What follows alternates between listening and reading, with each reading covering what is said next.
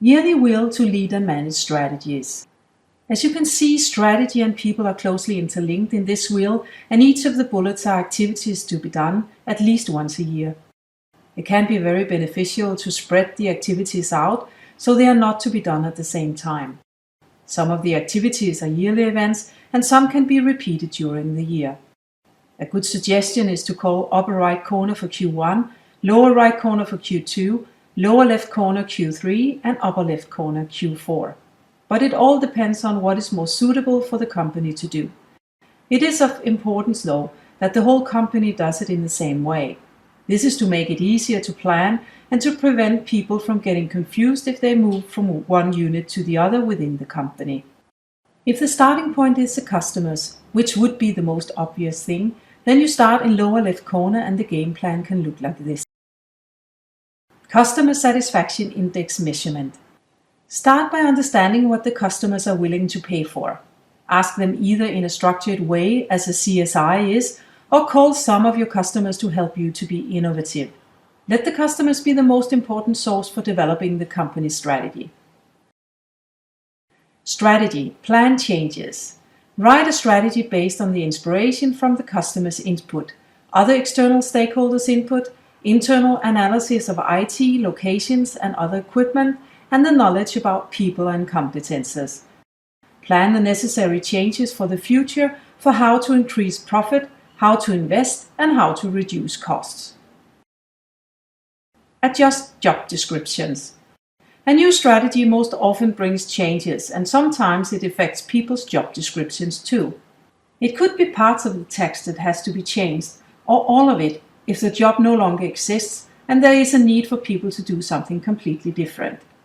A strategy should last for a few years and with smaller adjustments every year. The same goes for job descriptions. They should not change often either. Job descriptions are most often a Word document describing what can be expected of a person in a particular job. Headlines can be salary level, accountabilities, success criteria, competences, educational qualifications. Employee Satisfaction Index Measurement. Strategies affects people. The way managers lead and manage strategies affects people too. If people are not satisfied with what they do, they are likely to be less productive.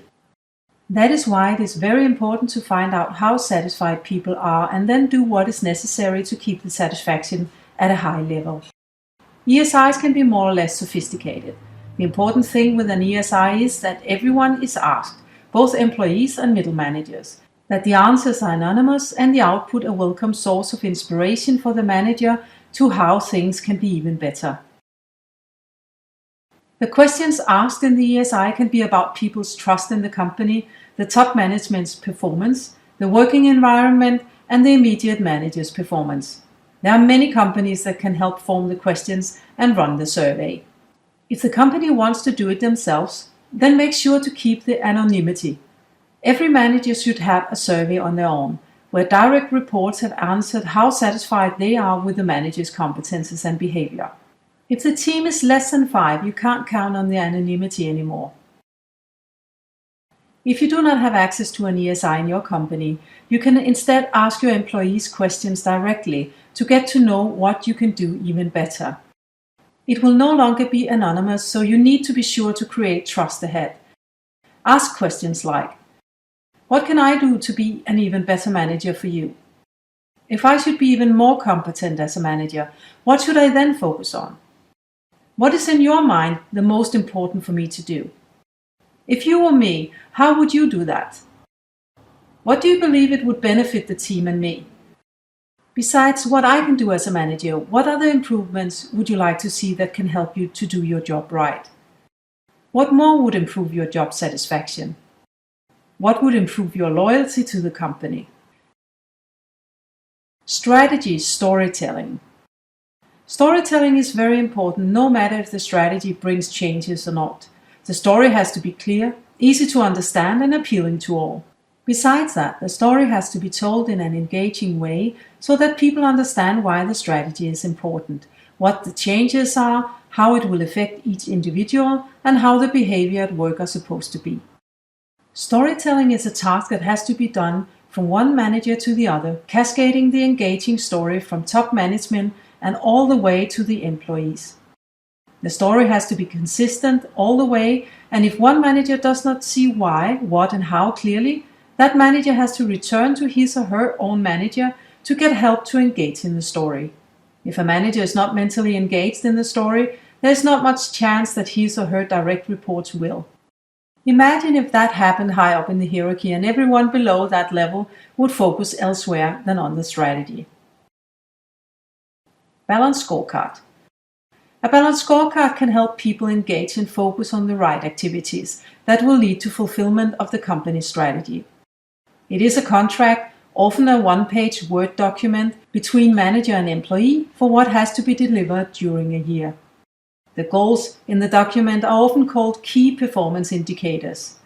The manager can follow up during the year, for instance in monthly meetings, to help the employee to stay focused, celebrate successes, and deal with challenges. The balanced scorecard is often connected to a variable salary part, which is paid by the company once a year. The amount of money paid is agreed upon from the beginning of the year, and sometimes with a maximum that is equal to reaching 100% of all goals in the balanced scorecard. Balanced scorecard. A balanced scorecard is a tool to help people stay focused on what is most important to do to meet the goals and objectives in the strategy. What you measure is more likely to get done than what you do not measure. Card means a paper where certain important measurements are written. Score means that the holder of the card is scored on how well the person has performed. Balanced means that the performance is measured on 4 dimensions: financials, customers, internal activities, and learning. To make any sense, the balanced scorecard is linked to the company's mission, vision, values, and strategy, including overall goals for the company. We have now moved from company level to personal level. People who are holders of a balanced scorecard are usually managers on a high level, who are directly responsible for certain goals and objectives to happen. Most often the card is linked to a variable salary part, meaning that if they achieve the goals and objectives in the balanced scorecard, they are rewarded with a bonus according to how well they have performed. All rules for how and how much a bonus will be paid should be clear in the balanced scorecard. That is why the goals and objectives in the card must be SMART: specific, measurable, achievable, realistic, and time-bound. The 4 dimensions in the balanced scorecard are financials, customers, internal business processes, learning, and growth. Make sure that what you measure on is something that the employee can influence directly. Being an employee or a middle manager in a service department and being measured on the total sales figures makes no sense. A service department often has the opportunity to sell more, so let them be measured on that and not total sales. People tend to lose their energy if they are measured on something they cannot influence directly. Make fewer goals to help people stay focused. 1 to 3 goals in each of the 4 dimensions are more than enough.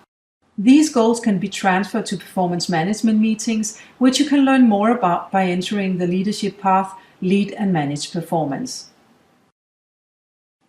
Key performance indicators are there to ensure SMART goals and objectives. You can also call it goal or an objective. For each of the 4 dimensions in the balanced scorecard, there are specific key performance indicators. An example of a KPI can be total cost savings this year to be 5% compared to last year. Total increase of profit per customer this year to be 8% compared to last year. Total number of customer meetings per week to be 310. 4 yearly innovative interactions with customer groups to improve products. Implement new IT change to the CRM system to handle lead lists. Implement lean changes to save 10% time in daily operations. Level of ESI on immediate managers' performance to be 81%. Number of job-specific training activities for the team to be 2 per month, except for July, and number of follow-up meetings with employees to be 1 per month per employee. Strategy: involving people and setting personal goals. With your own balanced scorecard in hand, you can start involving people in co-creating their workplace. Your balanced scorecard is equal to what the team has to deliver, and that is your starting point for facilitating the team's involvement. If it makes sense to you and the team, you can make a balanced scorecard for each of the employees too, which you can follow up on during the year. Make sure that you facilitate the team's strategy work in a creative way to enable the team to think out of the box and come up with new, brilliant ideas for how to work smarter in the future.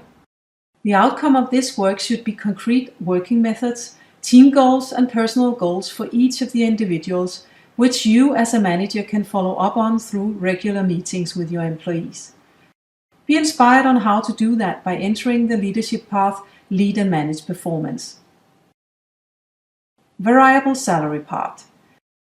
Every team member should be very well aware of how much they will get paid if you have set clear and specific goals for each team member. You tend to create frustration and thus decrease productivity for a while if the goals have not been specific and clear, and if the team members are unsure how much they are going to get paid. Annual Personal Review. To ensure that the company's strategy will be reached and that you can lead the team to successfully do their part, you need to review the resources in the team. If the strategy means changes to people's expected behavior and competences, you need to assess the team. Who are able to embrace the changes right away? Who need to raise their competences or focus on their behavior? And who are perceived to be constantly unhappy with the changes and need to face the fact that they will most probably be happier in another job? Changes to a company's strategy do not mean that a particular employee is less worthy. It just means that the present job and the personal preferences and competences are no longer a good match.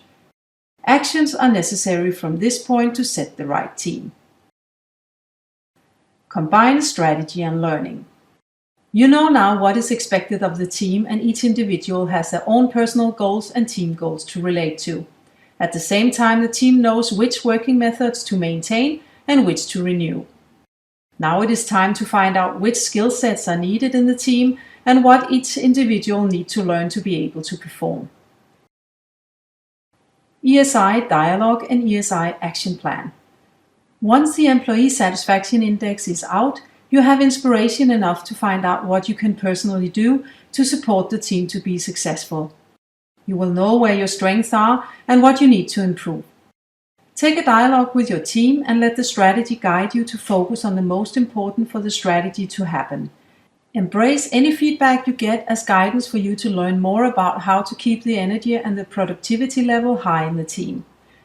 Make an action plan that you commit yourself to and where the team is willing to support you to become even better. Follow up on that action plan together with your team, for instance, every quarter. This way your team can help you assess your own improvements in your personal behavior. Personal development dialogue, including salary discussion. The fulfillment of the company's strategy is dependent on the performance of the employees. Performance is a mixture of many things. For instance, feeling and being competent, having easy access to development, liking what you do, liking the workplace, the workload, and the relationships in it, level of ambitions, and how easy it is to handle challenges. At least once a year, you must dedicate time to fully understand the employee's individual drivers, where they see their future, and to assess the employee looking back at a longer period of time. If you meet the employees in monthly follow-up meetings, you seldom deepen the understanding as much as you can when dedicating 2 to 3 hours with the employee. Yes. Most important subjects for the dialogue: physical and mental working environment, relationship between employee, team, and manager, assessment of the previous year compared to the success criteria in the job description, focus areas for the past and coming year, level of ambitions for the future. If you use a template, you can get the employee to plan ahead, and you can do the same. Start the conversation by asking the employee what is most important to focus on in today's conversation. This way you are sure that the time is spent on the most important for the employee. This conversation is the employee's conversation most of all. You can benefit from including a salary dialogue in the performance development dialogue. This way you can let the employee know what it takes to raise the salary level if the employee wishes to know about that. How does the employee need to change behavior, and/or what new competences or responsibilities does the employee have to focus on to get a higher salary? The more concrete you are in what the person has to do, the more focused the employee can be. You can at the same time communicate what the salary level will be for the coming year. Be inspired by what drives people by entering the leadership path, lead and manage people, and be inspired on what a person can develop by entering lead and manage development. Competence assessment and training plan. With the work you have done up until now, you can assess the whole team's competence level and make a training plan. Make a chart that you discuss with your team. This chart links the corporate statement to what people need to learn. It can look like this. When you work with this chart as a process, you start from right to left to step by step create an understanding of how things are linked together. When you have created that understanding and people have found their learning goals and objectives, you can read the chart from left to right. An employee should read the chart as follows. When I manage to learn what I have promised myself, then I will increase my skills to be able to work in the right way. When I work in the right way, I have a good chance to reach my personal goals and thereby contribute to reaching the team's goals. When we do that, we contribute in the way we are supposed to the company's overall strategy and goals. If we continue that journey and at the same time comply to the company's values, it will bring the company closer to reaching the vision and mission. Find out if more team members have to learn the same and if other people in the company need the same training. The more you can train the team on the job, the more effective and cheaper it is. Find resources within the team or the company before you send people to external courses. Take responsibility yourself to train people with what you know and let people train each other. Your job is to ensure that people are competent enough to do their job as they're supposed to. This means training both skills and behavior. Be inspired on how to work with personal learning by entering the leadership path, lead and manage performance, and be inspired on how to facilitate training by entering the leadership path, lead and manage team. Midterm strategy follow-up. Take a few rounds during the year to see if you are on track. You have a balanced scorecard, an ESI action plan, and a training plan to follow up on. If things are not progressing as you expect them to, find out if you can handle it on your own, in the team, or if you need support from your immediate manager. In addition to the yearly wheel, the manager should meet the employees on a regular basis in contract meetings, monthly meetings, co-hosted meetings, when sharing successes and getting new ideas, and in performance management meetings. Learn more about these meetings and how to structure your daily operations by entering the leadership path, lead and manage performance.